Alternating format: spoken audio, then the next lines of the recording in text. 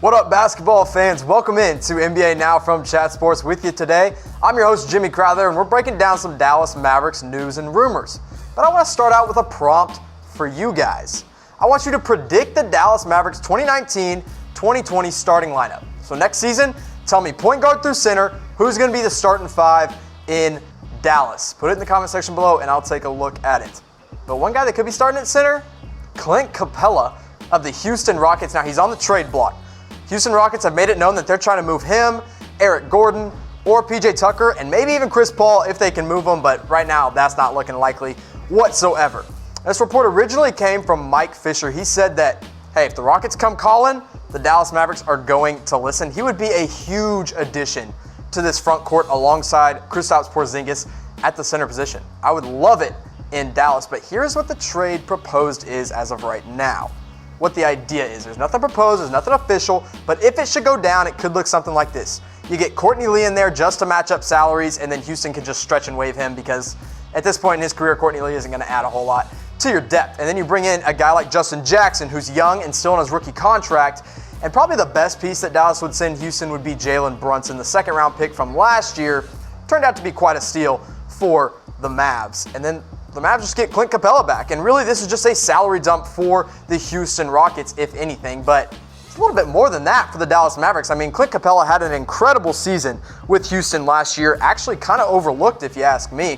16.6 points per game, 13 boards, he'd immediately be the best rebounder the Mavericks have, 1.5 blocks per game, and then 65% from the field. Now, everything is coming from around the rim for Capela, of course. He's catching lobs, he's finishing dunks, he's getting putback slams and everything, so that's why his field goal percentage is so high, but the rest of his stats are still really impressive, and when you line that up and compare it to a guy that would probably starting at center if the season were to start right now for the Dallas Mavericks and Dwight Powell, you kind of make Clint Capela look a little bit better. Capela having the 17 points per game versus Dwight Powell's 11.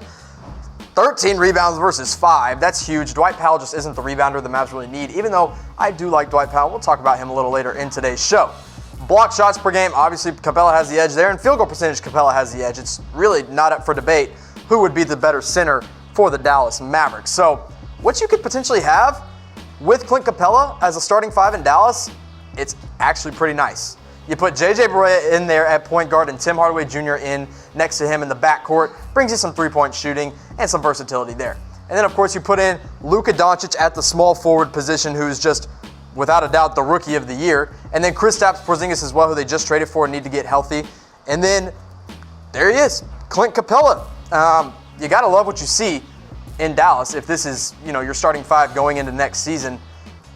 But the only problem I have is giving up Jalen Brunson. Now, would I do it for Capela? Yes, I probably would.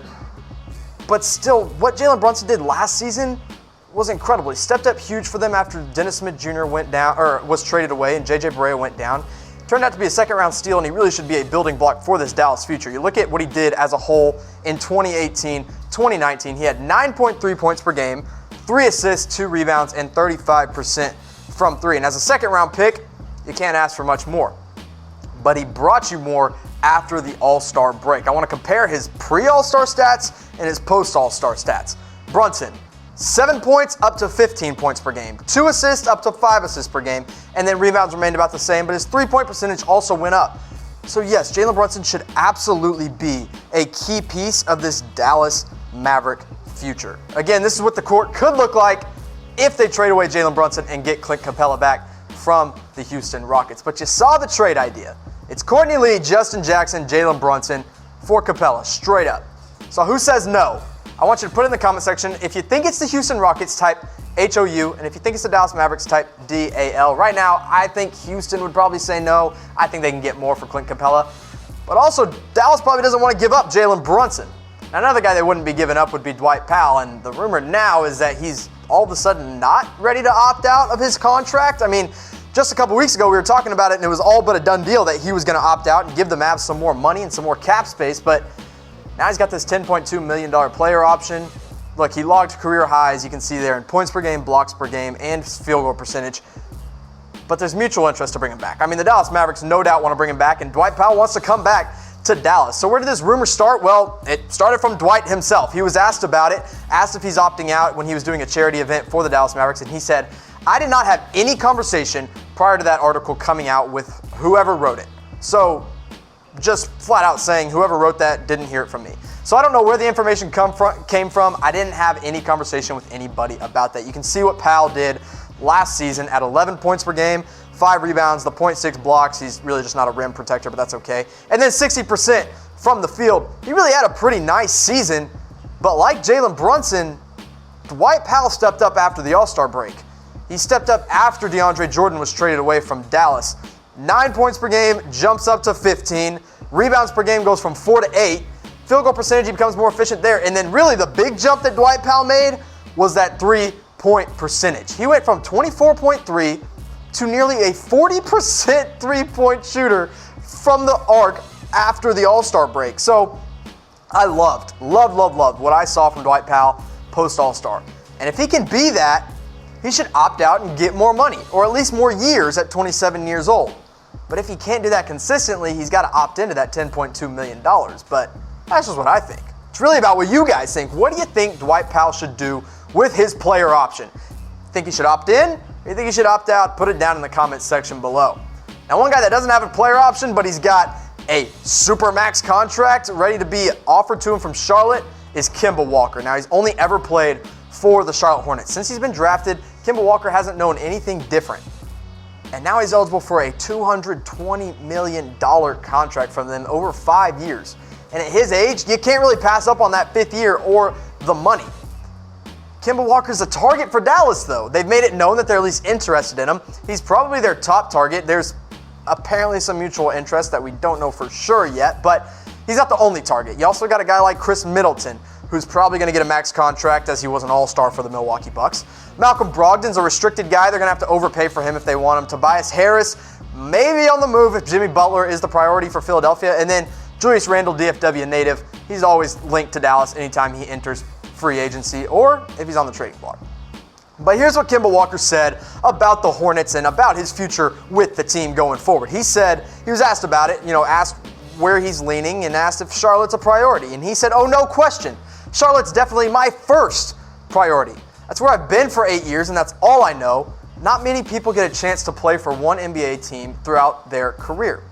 And Kemba Walker has that option. If they offer him the Supermax, there's no doubt that he goes back to Charlotte. And if he does, the Mavs are going to have to look elsewhere for point guard options. And I think it all starts with the restricted guy, Malcolm Brogdon. Now, he can play off the ball too. He's not just a point guard, but he's been listed as a point guard for the majority of his career in Milwaukee. Another guy, D'Angelo Russell. If Kyrie goes to Brooklyn, does D'Angelo want to stay?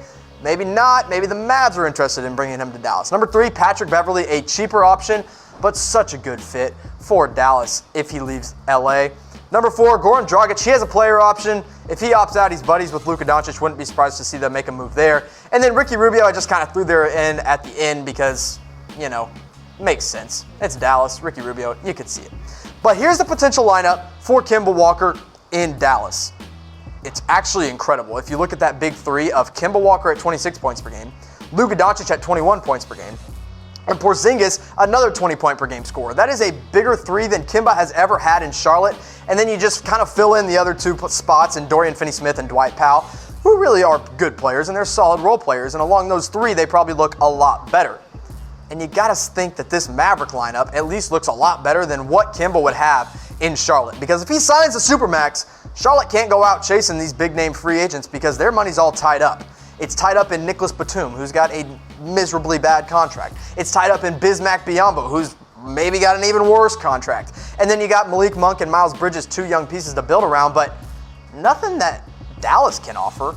I mean, what Dallas has to offer, Kemba Walker, on the court is better than what Charlotte has to offer. But if Kemba walks, if Kemba's staying in Charlotte, I don't know what Dallas does at point guard next year. Maybe they just slip in Luka Doncic. Maybe they just keep Jalen Brunson there. Maybe they go with a healthy JJ Barea. But what do you think Dallas should do at this point guard position next season? Who should be the Mavs starting point guard? And now while you're telling me that in the comment section below, I want to thank you guys for tuning in because Chat Sports, we just hit 100,000 subscribers on YouTube, and it's all because of you guys.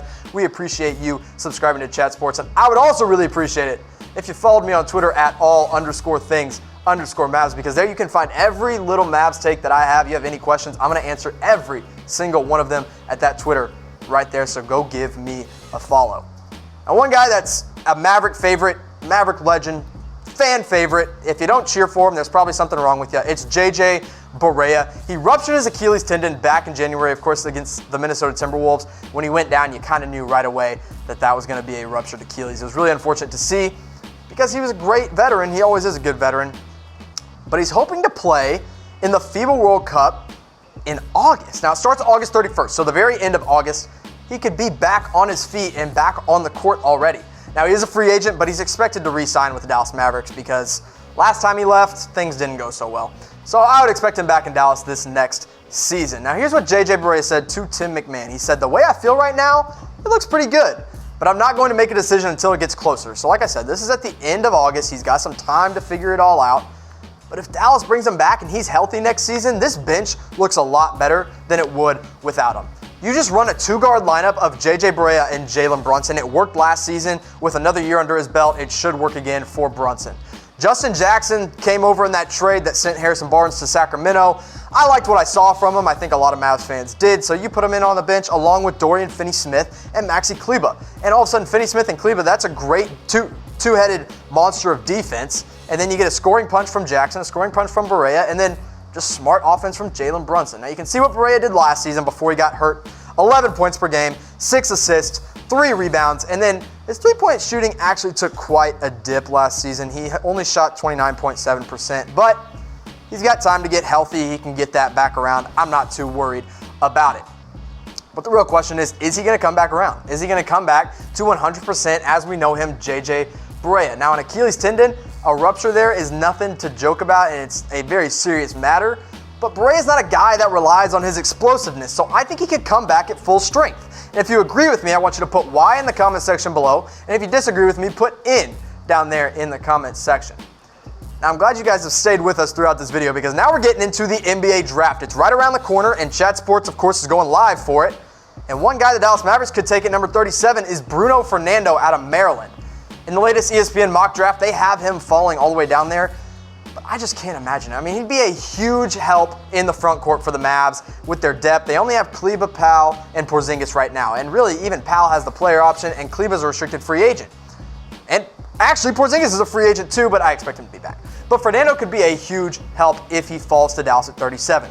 14 points per game, 11 boards, 2 blocks, 61% this past season at Maryland. And he's just a big body that can just, you know, if Porzingis doesn't want to go up against the big men, Fernando can. So I would love to see it. Now you can see who ESPN had to start out the second round of their mock draft. They had Nick Claxton out of Georgia going to the Brooklyn Nets at 31, Grant Williams to Phoenix Suns, Talen Horton-Tucker and Carson Edwards both going to Philadelphia, and then Dylan Windler in at Atlanta at 35. And now this is where things got interesting for Mavs fans. Admiral Schofield going in at number 36. I would actually love him in Dallas. But Bruno Fernando at 37 is great too. And then 38, 39. Then you see number 40 is Daniel Gafford. Now Gafford's a guy I want to talk about because if he falls this far, he could also be an option for the Mavs in the second round. He's a great lob threat and he can protect the rim. Last year he was projected to be a lottery pick if he had entered the draft, but he decided to stay at Arkansas and his stock dipped quite a bit. His biggest problem is that he's just not a great defender in the low post.